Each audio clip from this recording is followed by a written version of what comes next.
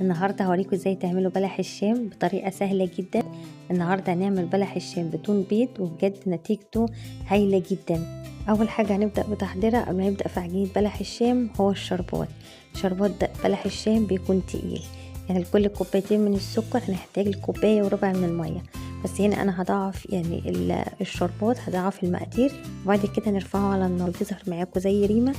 نشيلها بعد ما يغلي نضيف عصرة الليمون، بعد 10 دقايق نقفل النار وننزل الشربات. نبدأ بقى في عجينة بلح الشام. هنا معايا 3 كوبايات من المية، هحتاج كمان لكوبايتين ونص من الدقيق، نص كوباية من النشا، ومعايا كمان 3 معالق كبار من السكر، وهحتاج كمان 3 معالق كبار من الزيت، وكمان هحتاج لرشة من الفانيليا.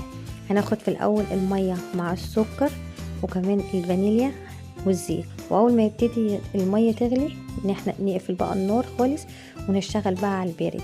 هنا انا ضفت الدقيق، لو ما كوبايتين ونص من الدقيق وعليهم نص كوبايه من النشا. هنبتدي بقى نقلب بالراحه كده واحنا شغالين. هنبتدي بقى نبتدي بقى نعجنها. ممكن تعجنوها في الستاند ميكسر او ممكن تعجنوها على ايديكم، وده بيكون شكل العجينه بعد ما بتتعجن كويس. نيجي هنا بقى للتشكيل. انا هشكل بالشكل اللي هو قريب جدا لبلح الشام.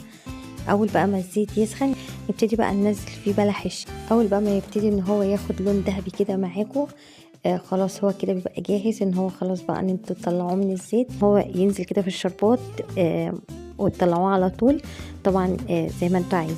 وبألف هنا على كل حاجة. جرب وصفة النهارده واشوفكم تاني على خير في فيديو جديد، وباي باي.